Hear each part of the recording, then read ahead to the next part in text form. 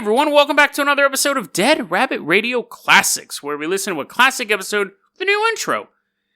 Do not get on the ships. I really love this episode. I really enjoy this episode for a couple of reasons. One, I think both stories really kind of click.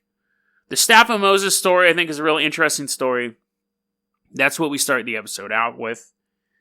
And I like that story. Again, I've talked about this all week long. I like talking about ancient history. I don't want to become an ancient history podcast, but there's so much stuff in history that's just bizarre. That's bizarre. I might be sprinkling it more through season 9 and 10. But again, I don't want it to just become like hardcore history, which is a great podcast. But I mean, again, that lane is taken. I just like to kind of sprinkle it through. So the Staff of Moses story, I really like. And it was stuff that I didn't know about. But the meat of the episode, the delicious human meat that the aliens are going to harvest, is do not get on the ships. I'll be honest. So originally, the podcast, like way back in the day, before Dead Rabbit Radio, I was going to do a podcast called Manifesto, where I was going to read people's manifestos and then analyze them afterwards. And I recorded 2 or 3 episodes of that. It was super grim. It was super dark. I think the only people who have ever listened to them outside of me is Ash, my friends Ash and Dan. Carson may have listened to it as well. Very just dark. You get an idea for it if you listen to episodes, I think it's 4 and 5 of Dead Rabbit Radio, or episodes of Manifesto where I'm reading this guy. I need to do those as Dead Rabbit Radio Classics. There's a guy who believes that John Lennon was killed by Stephen King. Now, here's the thing. I thought about doing Manifesto and having it be this really kind of just like dramatic reading of manifestos. But I'll be honest with you. If I had to do any other podcast other than Dead Rabbit Radio, it would basically be this episode. It would be me finding kooks and cults and weird groups and just riffing on them the whole episode. Like, if I wasn't talking about UFOs, if I wasn't talking about ghosts or conspiracies, I would love to just rip apart these wacky beliefs that these cults, these weirdos, these fringe lunatics have. That would be my dream podcast if I wasn't doing Dead Rabbit. Dead Rabbit Radio is my dream podcast, but you'll see these type of stories sprinkled in, and you can almost hear me salivating as I'm recording these, because I just love shredding these things to pieces. I've done it quite a few times, and those are some of my favorite episodes. Monkeys Don't Exist, I think, is a great example of that, because I'm not just reading off facts. I'm basically telling you what a crazy person believes and then just riffing on it, just making fun of it. That's what this episode is. But this episode has a twist. At the ending has a twist, which makes the episode shine. Like, it's one thing to find a group of people, and most of these are recommendations from you guys. But to find these groups of people and to talk about just how funny their beliefs are and things like that. But this episode had a little bit of twist to the ending, so I'm actually going to stop the intro now. This episode, you're going to get a little outro. We're going to talk about that twist, but I don't want to give it away now. So go ahead and listen now to episode 176. Do not get on the ships. Is the magical staff of Moses still out there somewhere? And then we take a look at the bizarre conspiracy known as Don't Get on the Ships. Is simply having an EBT card or shopping at Walmart opening you up for alien abduction? Today on Dead Rabbit Radio.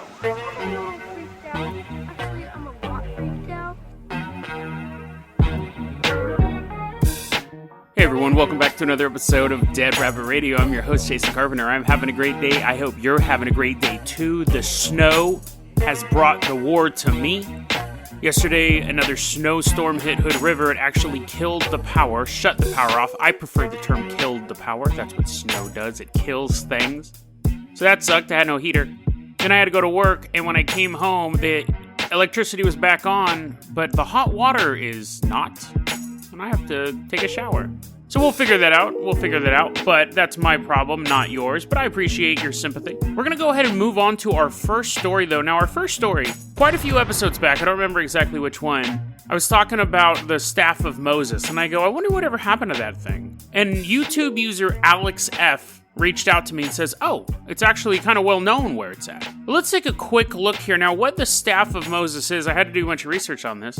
It may actually be two staffs. It's kind of weird. Not even rabbinical scholars can really agree on this. Because I guess there were two staffs. I always thought it was Moses who threw his staff down and it turned into a snake. It was actually his brother Aaron who threw his staff down. So, for those of you who aren't familiar with it, there's a story in the book of Exodus where the Pharaoh's like, hey, your God sucks.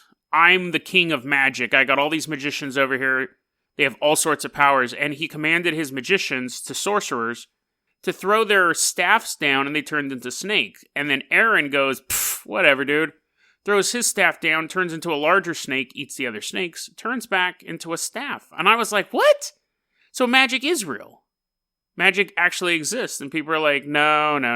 Only that part was magic. Everything else is not magic. So I was like, what? Like, obviously, those guys' staffs turned to snakes, so they knew magic of some sort. Anyways, so that was Aaron's rod. Now, of course, scholars think that it was just one staff that the brothers were passing back and forth. But this was the same, and we'll accept that for an answer, that there was one staff that for some reason he loans to his brother every once in a while to turn into a snake. And he's like, hey, Aaron, you got my staff? And Aaron's like, and there's like a giant snake slithering around the house. He's like, yeah, give me 5 minutes. I'll get it ready for you. This is the same staff that Moses hit a rock with and a bunch of water shot out of it when the Israelites were thirsty. Well, they're in the middle of nowhere. It's not like they were just simply parched. There was like a Gatorade stand 200 yards down the road where they're like, no, I'm thirsty now. Like they were in the middle of the desert. And it was the same staff he hit the ground with and parted the Red Sea. One of the weird things was that once the staff blossomed almonds, that's pretty mild compared to bringing about the plagues of Egypt and turning into a snake.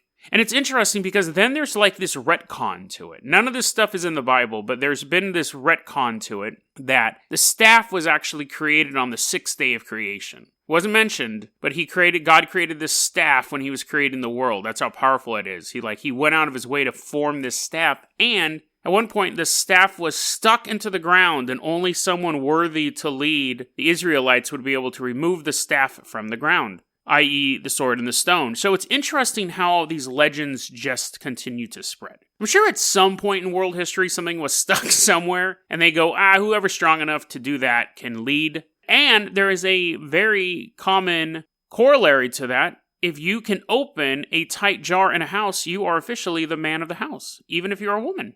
If you're strong enough to open a jar of pickles and nobody else can, that puts you in charge. It is your everyday sword in the stone.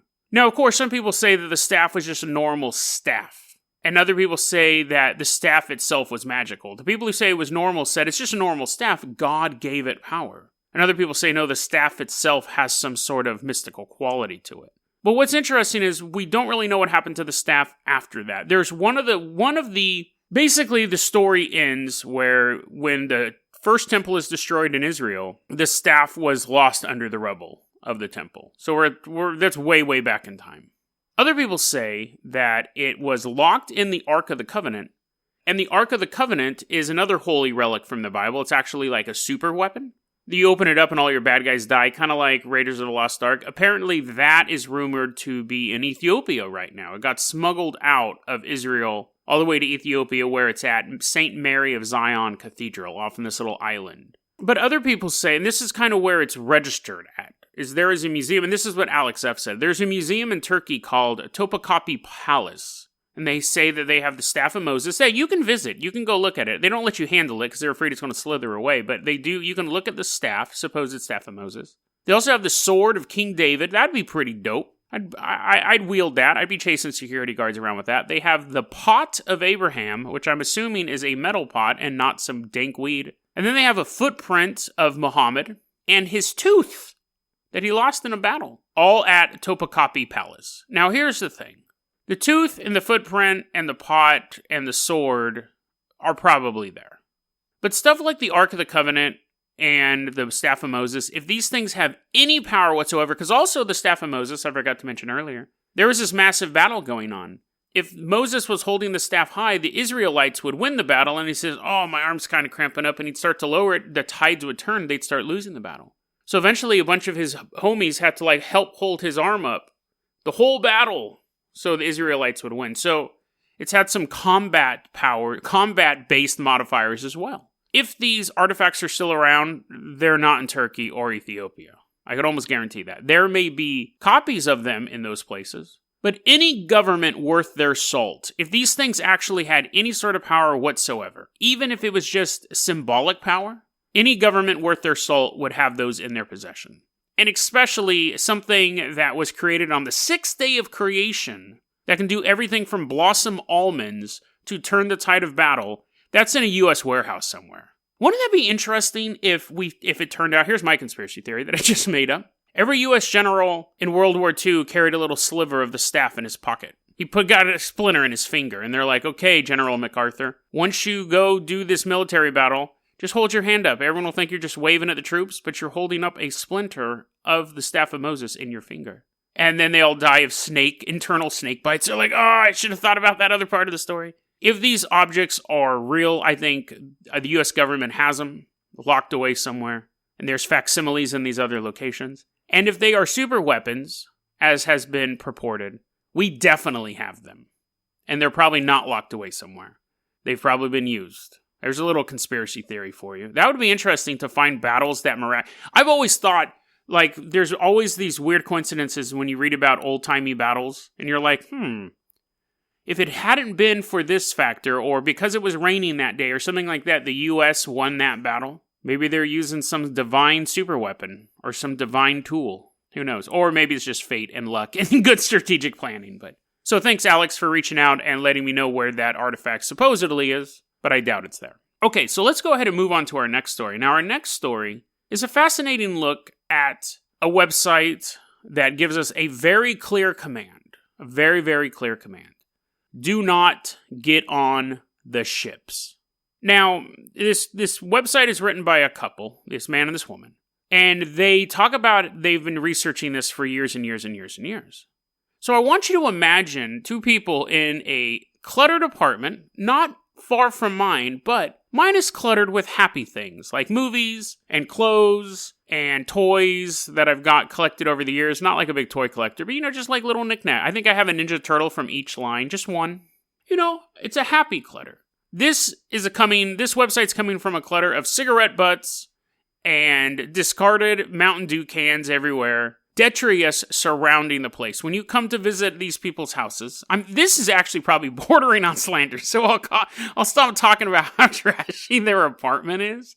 But madness, an apartment surrounded in madness. Do not get on the UFOs. All of their information comes from 3 different sources. 1, something they call a biofeedback machine or biofeedback meter. I'm assuming it's something that tests the electromagneticity or whatever, some made-up thing in the human body. Probably close to an oddity machine that the Scientologists use. So they get it from that. They do these readings on people, and they're like, oh, that's interesting. Your pulse is in Morse code for do not get on the ships. So they use the biofeedback meter. They use people's dreams, the number one authority of all things true in the world. What people dream, that's a huge source of information for them. But both of those, the made-up technology and the sparks in our brain while we're unconscious, are far more credible than the other source of information they use. They constantly refer to the movie Jupiter Ascending. The movie that nobody saw but them. I'm sure half the ticket sales for that movie came from these people watching them over and over again. They're still petitioning for the director's cut of Jupiter Ascending. Jupiter's Ascending, I didn't see it. It starred Channing Tatum and Mila Kunis. It turns out that Earth is a factory farm, and aliens have created factory farms all over the galaxy. And once the population is ripe, they come there and they throw everyone in a meat grinder and eat them or drink them, or they live longer because they're drinking our juices or something. Here's a little thing. This is the thing. I get it. Science fiction is a view into our future or the horrible implications of technology gone mad or both. But these people could have easily walked into Transformers 5 and created a conspiracy theory that, yes, Merlin did discover Transformers on Earth. Because that's really how ridiculous this is. And they use the argument of predictive programming. So there's this stupid rule out there, stupid thing that somebody came up with, that before evil people can do something, they have to tell us they're going to do it. But anyways, they say Jupiter ascending is part of that. Now, I will give the Illuminati credit. If you're going to hide messages for what is in store for the future, you should put it in a movie no one's going to watch, i.e. Jupiter ascending. You should put it in Jupiter ascending. You should have put it in Han Solo. You put a lot of predictive programming in that because nobody saw that movie either. So anyways, they went to see this movie, Jupiter ascending. They finally crawled out of the garbage of their apartment. They swam through it, all the cruddy old newspapers. They swam through all that, get out to the movie theater, and watch Jupiter ascending, and they're like, oh my god, this is what is going to happen to us. So those are the three sources. They also use V, the old television show V, which I absolutely love.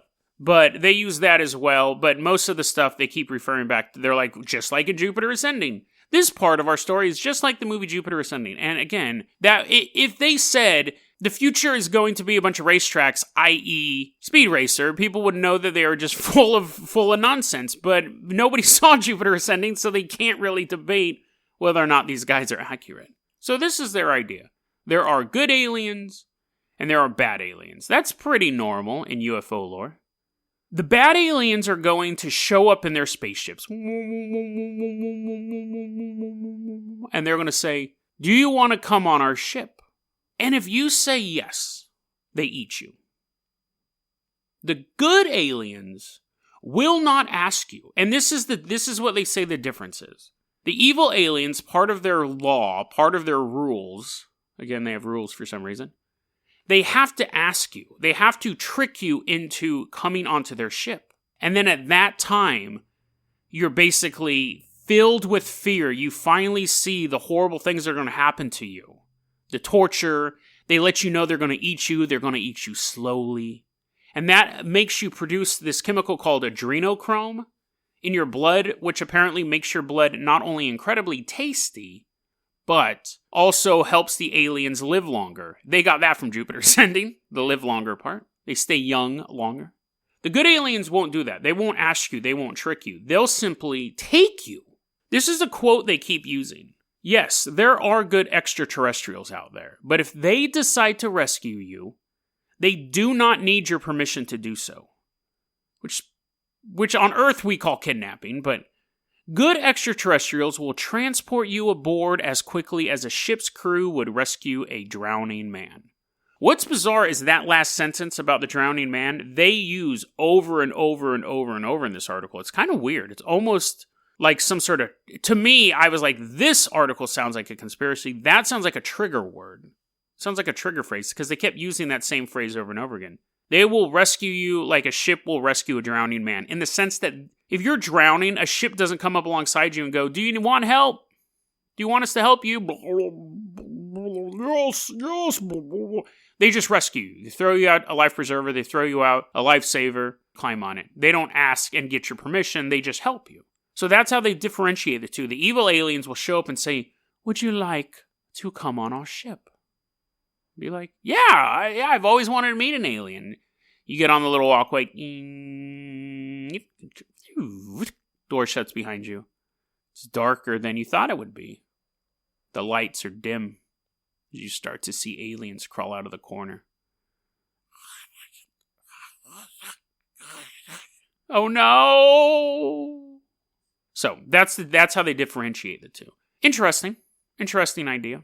They tell you if aliens show up, the best place to be is your house. You should have 4 weeks of food, which isn't a bad idea anyways, but you should have 4 weeks of food, 4 weeks of water, which would be very heavy, but that's their idea. And the reason why you should stay in your house when the aliens show up, it's very, very simple. Don't know why I didn't think of this during a zombie invasion or anything. The aliens show up.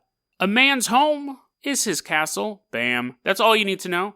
It trumps all technology. Trumps transporter technology, laser beams, conventional firearms. A man's home is his castle. That's a universal law. They can't get you in your house, apparently. They also recommend you to put signs up on your front lawn that say, do not get on the ships, to help spread the message. for other people to not get on the ships. Now, those signs will probably not be really popular in a Navy town, but I don't think they'd be popular in any town. And if you have a homeowners association, you're going to be in a lot of trouble, because if you were walking by a house in your neighborhood and you saw a sign that said "Do not get on the ships," you're going to think the people who live there are crazy. And every time you pass their house, you hear Jupiter Ascending playing at top volume. Now, again, the people who believe in this stuff don't really care if people think they're crazy. It's part and parcel of their belief. They think that being thought of being crazy is persecution. So they're totally fine with it. But again, I don't recommend it. I guess I should have said this in the beginning, but again, I probably don't have to say it. Don't do any of this. Don't put a sign out on your front lawn saying "Do not get on the ships." They also recommend, and they took a while for them to clarify this. Early on in the article, they said, wrap your cell phone in metal. And I'm thinking, who wrote this, Superman? Like, who has the ability to wrap metal? Tin, maybe, with pliers. But am I supposed to use iron? Am I supposed to use steel? About, 20 minutes reading in the article, they specify aluminum foil, which I guess is a metal.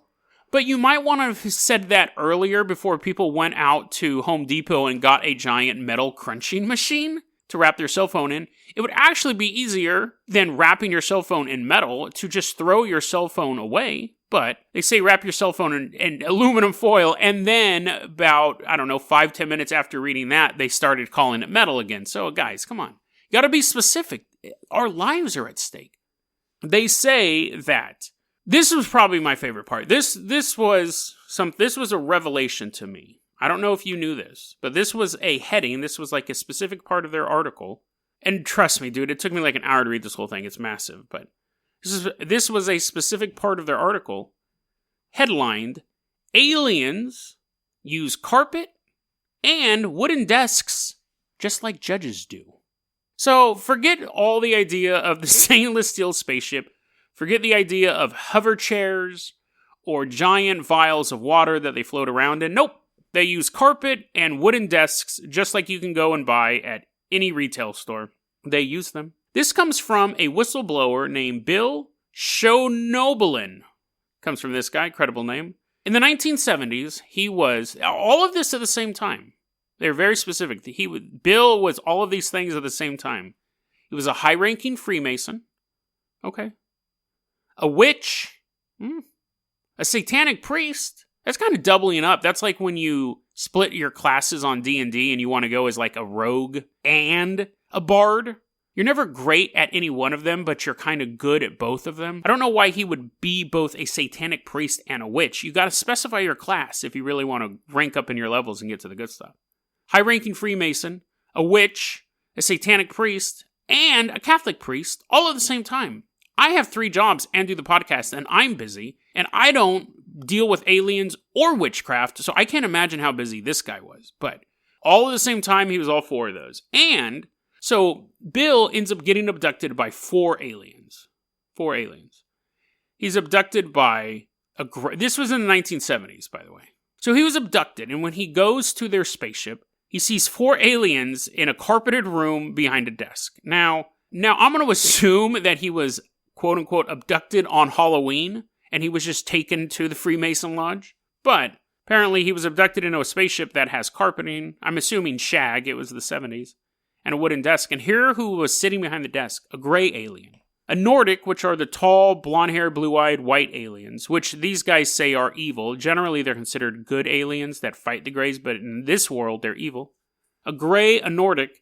A thing with a squid face, which is the first thing I thought of was Plo Koon from Attack of the Clones, the Jedi with the squid face. Or you could really say any species of, not the Mon Calamari, who were the other ones? There were actually squid-faced ones. But anyway, so he's saying this guy might be George Lucas, and we're definitely going to get to that because he sees a gray, a Nordic, a squid-face thing. And then, here's a quote, "One of the aliens in the center was all in black. Tall and masked. He looked vaguely like Darth Vader, oddly enough. Not really, exactly. This happened before Star Wars came out. So, either Darth Vader is a real alien, according to this, that there is a real alien out there who looks like Darth Vader. And we're supposed to wrap our cell phones in metal because of this. because of this guy's testimony. But anyway, so these Darth Vader, Plo Koon, a Grey and a Nordic, abduct him. He's like, oh, you got a nice carpeting. And they're like, silence! This is the reason why they abducted him. He's not a good enough Mason. They said, you need to go down and be a better Mason. They put him back on Earth. That was the end of that story. It had nothing to do with getting abducted on ships. It had nothing to do with cell phones being wrapped in metal. Nothing. They just threw that in there. And I guess they threw it in there as proof? But come on. That's ridiculous.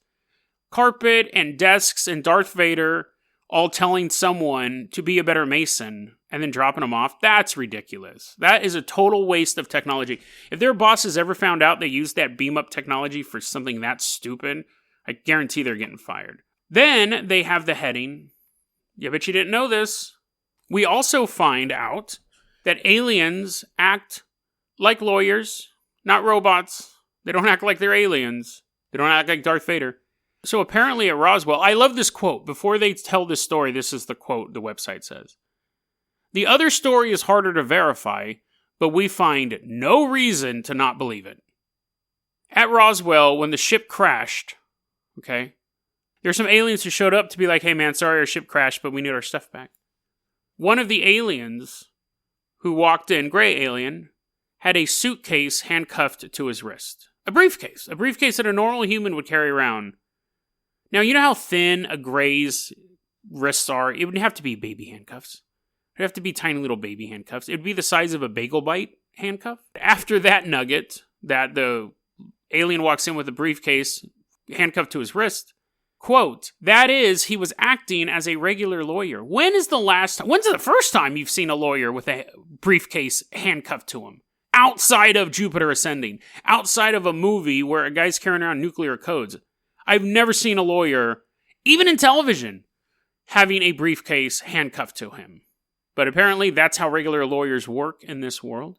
Did you know that you are being programmed to trust aliens? Here's some examples of friendly aliens on television. Tell me which ones don't belong here. Teletubbies. No explanation given. There's just a picture of Teletubbies. That's it. My Little Ponies, we do have explanations for the next two. My Little Ponies, did you know they're aliens? Quote, these almond-shaped creatures do not look anything like ponies, but they make some very colorful aliens.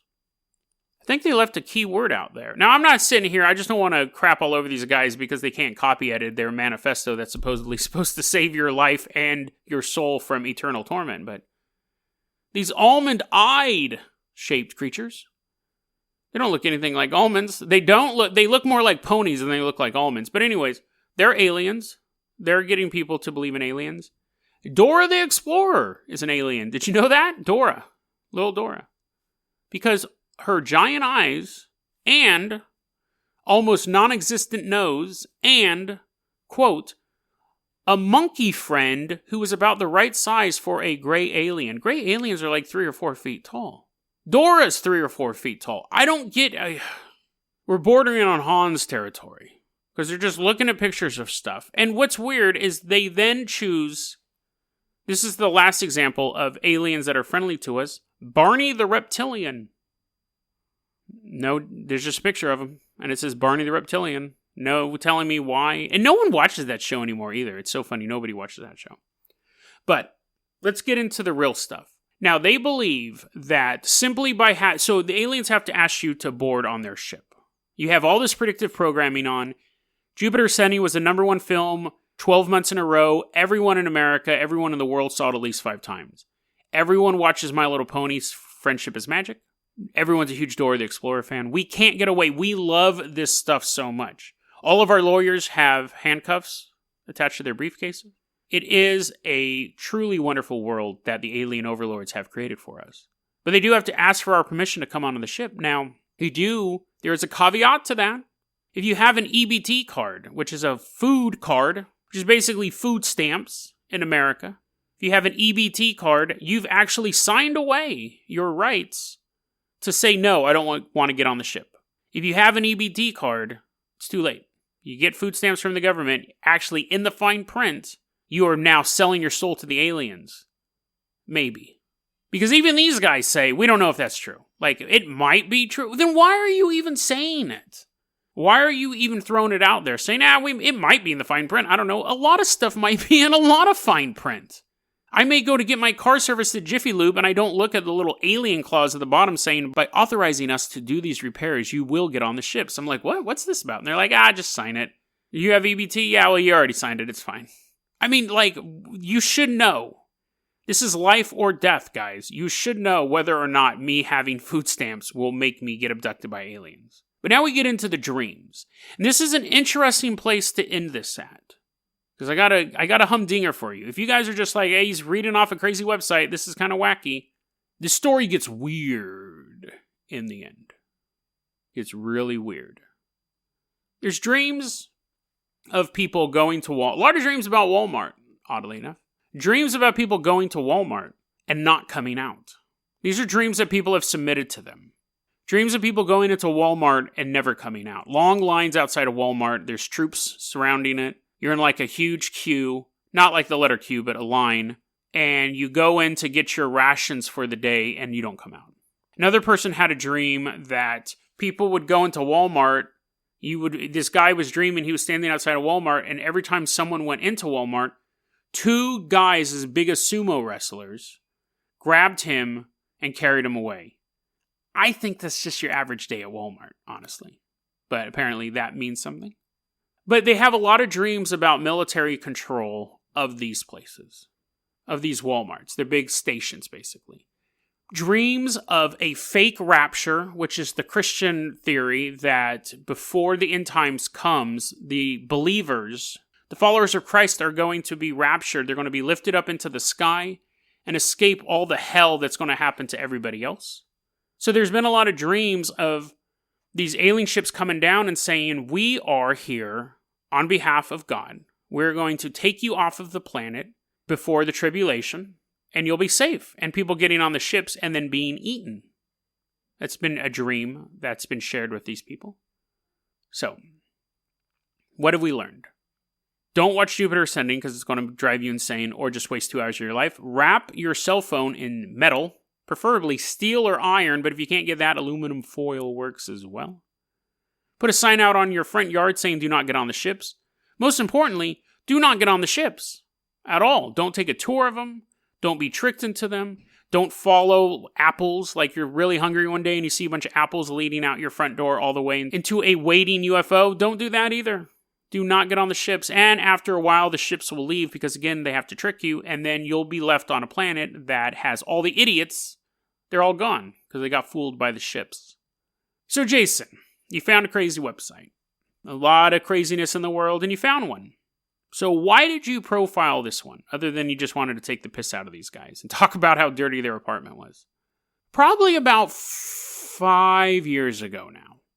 I remember one day, I was in Hood River. My mom came up to live with me for a while. And I was sitting in the living room. And my mom comes out of her bedroom. And she goes, I had the weirdest, creepiest dream last night. So I'm going to preface this by saying my mom doesn't believe in any conspiracy stuff. She doesn't believe in any paranormal stuff. No aliens, no Bigfoot, nothing. She's super, super skeptical, but she's a devout Christian. And not like a Bible-thumping Christian, like she understands, like, you got to question things and stuff like that, but she's a devout Christian. She's constantly reading books. She listens to Christian radio and stuff like that, and Christian speakers and stuff like that. But she doesn't believe in anything paranormal, conspiracy, none of that stuff. She doesn't even do true crime. She doesn't listen to the podcast at all. She comes down the stairs. I'm sitting in the living room, and she goes, I had the scariest, creepiest dream last night. It was super weird. And I go, what was it about? And she goes, I wake up one morning, and the moon has a symbol on it. Like, you could see this symbol carved into the moon. And I go, what do you remember what it looked like? She goes, I do. She goes, I don't think I could draw it, but it was just an odd symbol on the moon. And then these alien ships approached Earth. And the aliens were very friendly aliens. And they told us that the rapture was coming. And that they were here to save us before the tribulation started. So we packed up all of our things. We got on the ship. She goes, I remember when we walked onto the ship. Around the ship, like it was a traditional UFO, so it was a circle. And inside the ship were all of these like steel beds placed against the wall. So they're like upright. So like you would like lean back against them and they would strap you down for the flight. They didn't have seats. They just had like these metal slabs all along. And she goes, I started to get nervous, but the aliens were, and they're typical gray aliens. She described it as that. I don't think she knew the term gray aliens, but I think she was talking about the aliens from the X-Files. She's like, they were from the X-Files type aliens. She goes, they were very polite, and we're getting on the ship, and I remember getting on the ship and getting really nervous, and everyone else was super happy to be there. And she goes, I saw a couple of the metal slabs that people were leaning against and getting strapped onto for the flight. Some of them were covered in plastic, like kind of covered in like a dark, thick plastic so you couldn't see what was under them. And she goes, and I noticed one or two of them had some blood on them. And I started to get really nervous and I wanted to get off the ship, but the aliens were like, no, everything's fine. Just, here, go ahead and stand against this wall. You'll be totally fine. Don't worry about it. And they strapped her in. And she goes, then I knew that this wasn't the rapture. Then I knew that I was tricked to get on this ship. Don't get on the ships. DeadRabbitRadio@gmail.com is going to be our email address. You can also hit us up at Facebook.com/DeadRabbitRadio. Twitter is @JasonOCarpenter. Dead Rabbit Radio is the daily paranormal conspiracy and true crime podcast. You don't have to listen to it every day, but I'm glad you listened to it today. Have a great weekend, guys.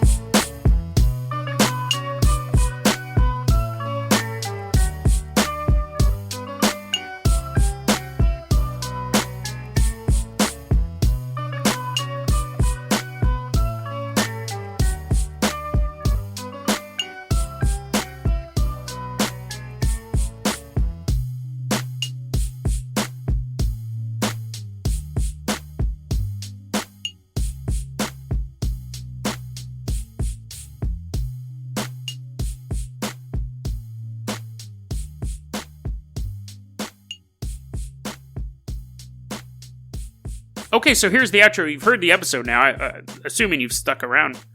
After I recorded this episode, I remember the next time I hung out with my mom, a couple months later, I was down in Sacramento hanging out with my mom. I said, hey, I go Ayakut, and I told her, I said, I mentioned you on an episode the other day, and she got all nervous. She's like, oh, did he find out I'm really the Pombero? It's like, no, I didn't think that, but I remember that dream you had, and it was so weird. I did an episode about this cult called, that I don't remember what they were called, but they told people not to get on the ships. And I go, do you remember that dream you had about like the moon, and it had that weird symbol? And she goes, oh my God. Now, it had been years since she had the dream. And she goes, oh my God, I totally remember that dream. Yeah, I thought it was the rapture. They brought us on the ships, and she remembered the dream in detail 6-7 years later. Just by me mentioning a brief part of the dream. I remember there's like the symbol on the moon. She's like, that was so scary. So it was definitely, and so she remembers the dream. It stuck with her all this time. The imagery of it is in her subconscious. And it's in her conscious, because she remembers it while she's awake. So is there really something to this weirdo? What movie did they watch again? I listened to this episode about a week ago in preparation for this. It wasn't Cloud Out. Oh, Jupiter Ascending. Jupiter Ascending. When your entire world philosophy is based on Jupiter Ascending, there's a problem there. Anyways, these weirdos, you can be wrong about everything, but be right on one detail. Like, how is it that they were able to warn people about a dream that my mom had, who doesn't believe in any of this stuff? Like, most likely it's a coincidence, right? But maybe there is something in the human subconscious that's like trying to warn us. These people may have gotten every single detail wrong about whatever lunacy they were talking about. You know, like the EBT, if you have an EBT card, you've already given your soul up to the aliens, all that stuff. But they could be wrong about everything. They just need to be right about one thing. Do not get on the ships. And the fact that my mom and possibly other thousands, hundreds of thousands, millions of people have had these dreams and never really thought twice about it because they never found this group. They just was like, oh, that's a creepy nightmare, and it just kind of sticks with them for years and years and years. Would they be the ones who are prepared to not get on the ships? Who knows? The whole episode is just bizarre, and I think it's a perfect combination of me finding a group of nitwits and just making fun of them for 20 minutes straight. But then I love that ending that there may be something to that message. Just don't get on the ships, bro. Do not get on the ships.